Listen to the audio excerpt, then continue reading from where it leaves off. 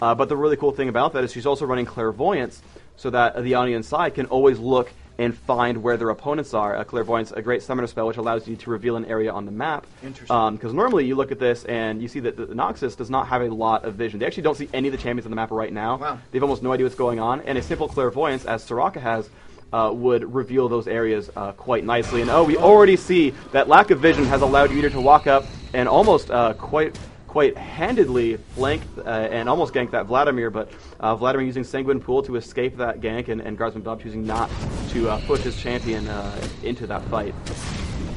Will survive for now.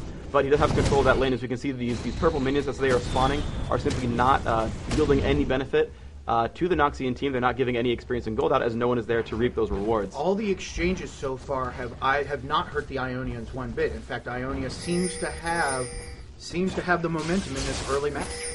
Yeah, absolutely. And we even see that Ionia, and I talked about Clairvoyance earlier, is actually doing a very good job of controlling the map in general. We can see that as far as wards are concerned, the Noxian team has dropped one single ward down in this brush, which can just barely spy into Dragon, but has no idea about any of the rest of these gank paths. So they have almost no vision of the entire map. Now, if we look at the entire map again, we can see that Ionia has placed wards over on one of the lower gank paths, directly in front of Dragon, inside the jungle, and even across the upper river as well. So the Ionians are very apt to not only gank better, as we saw earlier, but also are doing a very good job at revealing the entire map such that they are never surprised. And it seems that this is going to be a common advantage that will continue to push through the rest of this match, as the Ionians are going to be much better prepared for everything that Noxians throw at them, whereas the Noxians are going to be a little bit more surprised. We saw last time where there would be no reason for Misfortune to stand up there with Udyr directly behind her, and if she knew that, she would have already retreated, and that really resulted in that first kill. Mm-hmm.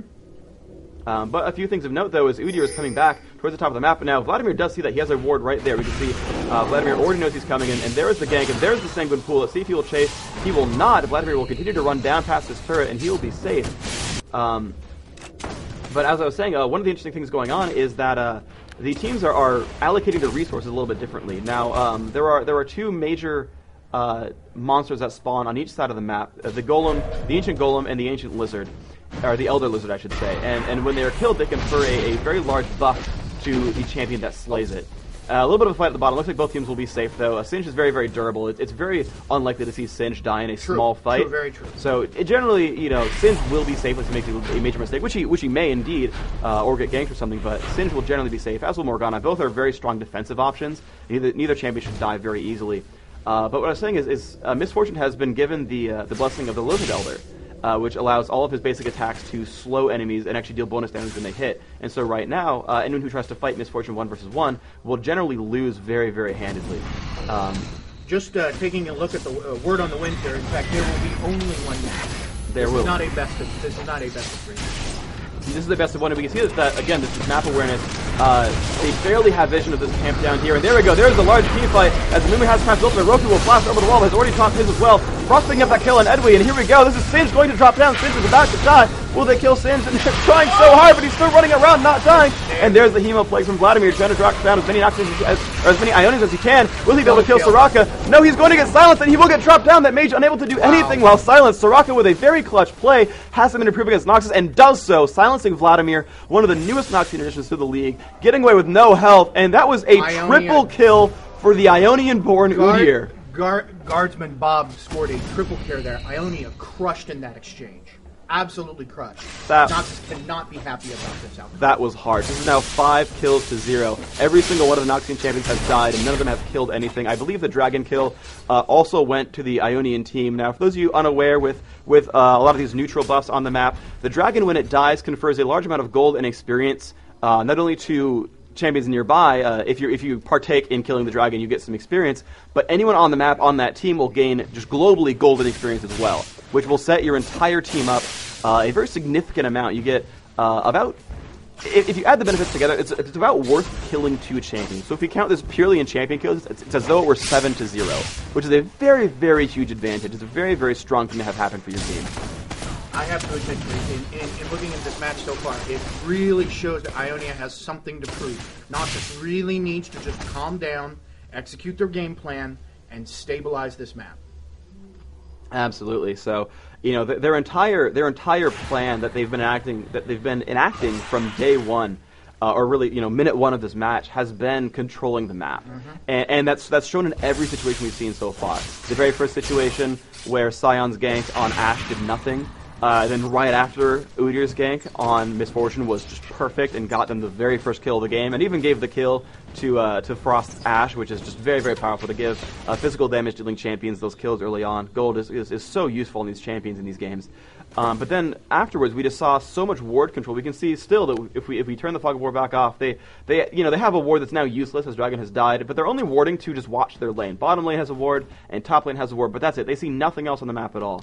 We scroll back out and we see there's wards more towards the middle for the Ionian team. They can see passageways into and out of the jungle, and they used to have just all of the river warded, and they actually had what some summoners call a counter ward, a ward that can see invisibility they had dropped earlier to actually kill off the wards that that Noxus had dropped to watch those areas. So they've been much more apt to try to control vision of the map, and that's been really, really paying off for them. That's really the one thing that's been giving them such great power this game.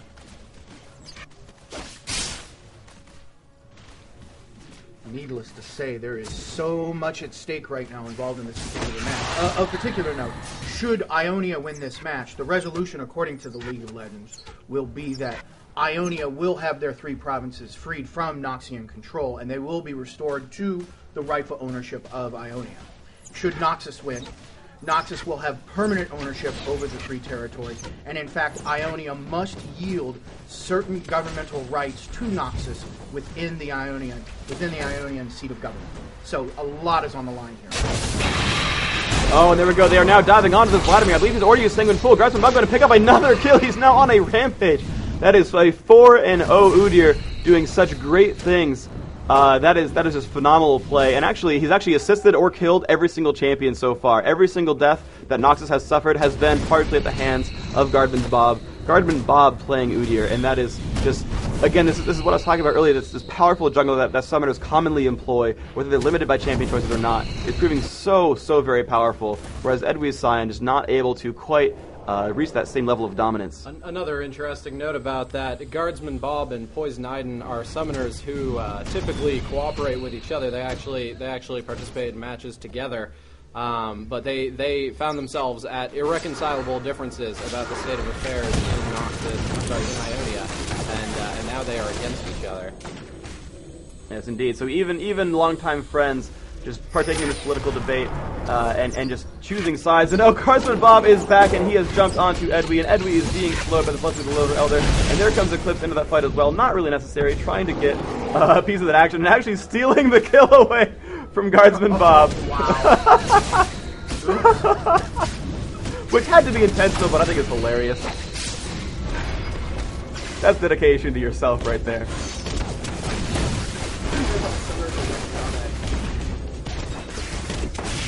Perhaps the personal matches are in order, but I think they're going to have to take they're going to have to take some time to sort things out on their own for sure.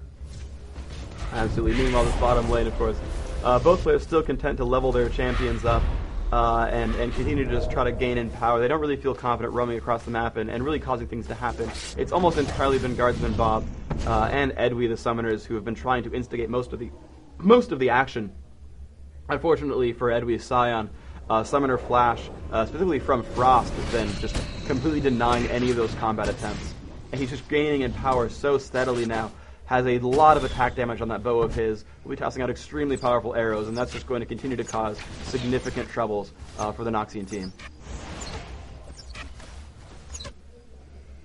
We can see a bit of a lull in the action now, as the players are sort of grouping back near those towers and trying to keep their resources alive, their map control somewhat dwindling now as the wards have timed out entirely for the Noxian team. Have finally put only one ward down right now, as they have very little vision of the map. Have finally dropped a new one right there, and that is a pink ward. That is a vision ward, which means that yes, they are going to attempt to wrest control of the dragon right now. This ward will see the other one, and Noxus will try to group up to take that advantage of vision over, and that is very smart for them. They have timed the respawn of this ancient dragon, and they will do what they can to equalize that score there. But this is looking so good for Ionia right now. There are players who are actually more apt to prepare for this. They're very nearby. They're ready for this fight.